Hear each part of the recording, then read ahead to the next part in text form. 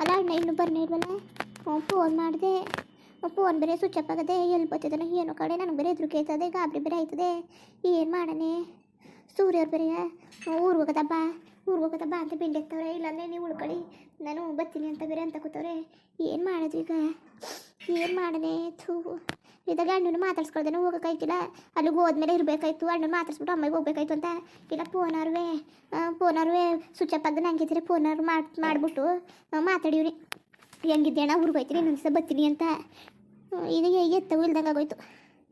ಏನು ಮಾಡೋಣ ಈಗ, ಇಲ್ಲಾಂದ್ರೆ ಬೇಜಾರು ಬೇರೆ ಆಗೋಯ್ತದೆ ಹೊಂಟೋದ್ರೆ.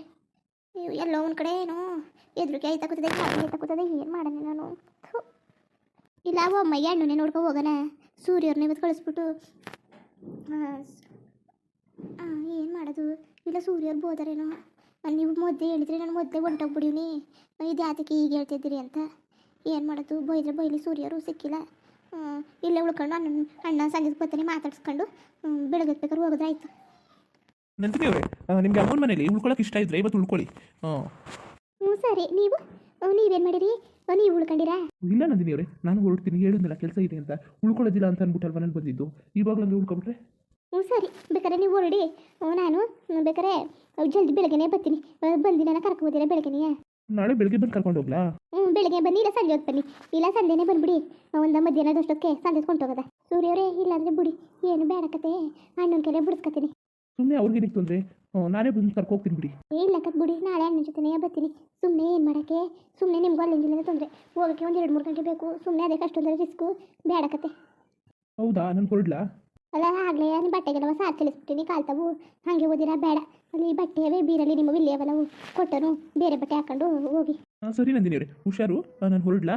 ಬೇರೆ ಬಟ್ಟೆನಾರು ಹಾಕೊಂಡು ಹೋಗಿವ್ರಂತೆ. ಅಮ್ಮ ಇಲ್ಲೋದ್ರು? ಅವ್ವ ಒಂದು ಅರ್ಧ ಗಂಟೆ ಆಯ್ತದೆ ಬರೋದು, ಇನ್ನೂ ನಿಮ್ಮ ಟೈಮ್ ಆಯ್ತದೆ, ನೀವು ಹೊರಡಿ. ಸರಿ ನಂದಿನಿ ಅವರೇ, ಸರಿ ನಾನು ಬರ್ತೀನಿ. ಅಮ್ಮಂದು ಹೇಳಿದೆ ಅಂತ ಹೇಳ್ಬಿಡಿ, ಬಾವರ್ ಬಂದರೆ ಅವ್ರನ್ನೂ ಕೇಳಿದೆ ಅಂತ ಹೇಳ್ಬಿಡಿ. ಉಳ್ಕೋಬೋದಿತ್ತು, ಕೆಲಸ ಇದೆಯಲ್ಲ, ಬರ್ತೀನಿ. ಸೂರ್ಯವರೇ ಹುಷಾರಾಗಿ ಹೋಗಿದ್ದು ಬನ್ನಿ, ಫೋನ್ ಮಾಡಿ ಹೋದ ತಕ್ಷಣ ಬಾ. ನಂದಿನಿ ಅವರೇ ಸರಿ. ಆಮೇಲೆ ಊಟ ಮಾಡ್ಕೋಗಿವ್ರಿ ನಸಿಯ? ಇಲ್ಲ ಮಧ್ಯಾಹ್ನ ತಂದು ತಿನ್ನಲ್ಲ, ಇವಾಗ ಇಷ್ಟು ಬೇಗ ಏನು ಟೇಸ್ಟ್ ಏನು ಬೇಡ. ಸರಿ, ಟಾಟಾ ಬಾಯ್ ಬಾಯ್. ಸರಿ. ಅಲ್ಲ ಅಣ್ಣ ಫೋನ್ ಮಾಡು, ಅಣ್ಣನ ಫೋನ್ ಅದಕ್ಕೆ ಸ್ವಿಚ್ ಆಫ್ ಆಗಿದ್ದದು, ಚಾರ್ಜ್ ಇಲ್ವಾ? ಹಂಗೆ ಹೋಗಿರ್ಬೋದು.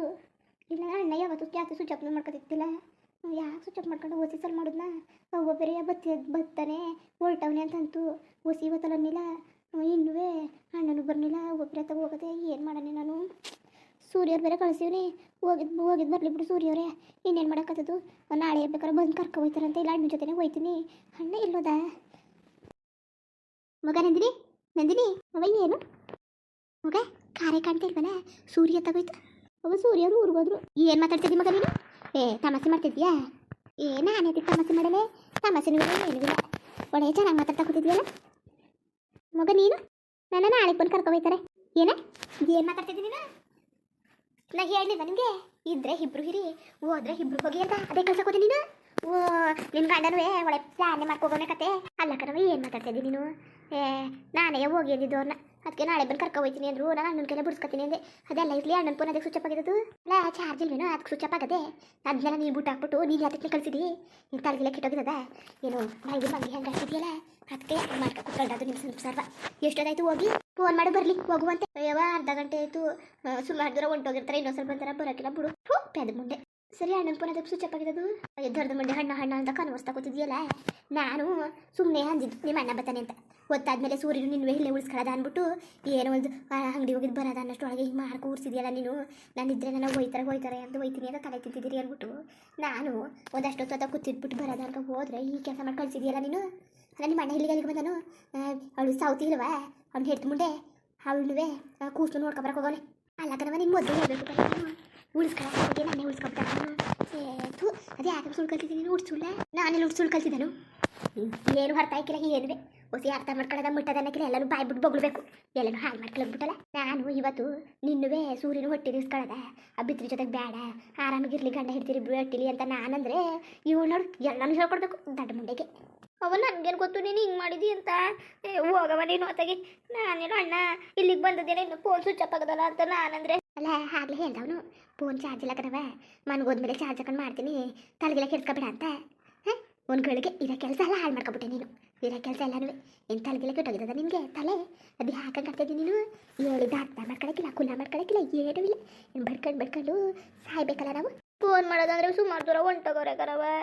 ಥೂ, ಎಲ್ಲರೂ ಹಾಳು ಮಾಡ್ಕೊಬಿಟ್ಟೆ. ಹೋಗ್ಲಿ ಹೋಗು, ಅವ್ರು ಸಾವತಿ ಜೊತೆಗೆ ಚೆನ್ನಾಗಿರ್ತಾನೆ. ಕಣವ ಕಳಿಸ್ಬಿಟ್ಟೆ. ಯೋಚನೆ ಮಾಡಿಲ್ಲ, ಅಣ್ಣನ ಟೆನ್ಷನಲ್ಲಿ ಅವಳ ಬಗ್ಗೆ ಯೋಚನೆ ಮಾಡಿಲ್ಲ. ಇವತ್ತಂತೂ ಭಾರಿ ಖುಷಿ ಆಯ್ತದೆ ಅವಳಿಗೆ. ಥೂ, ನನ್ನ ಕೈ ಯಾರನ್ನೇ ಹಾಳು ಮಾಡ್ಕೊಬಿಟ್ನಲ್ಲ ನಾನು ಇವತ್ತು. ನನ್ನ ಗಂಡನ ಕಳಿಸ್ಬಾರ್ದಾಗಿತ್ತು.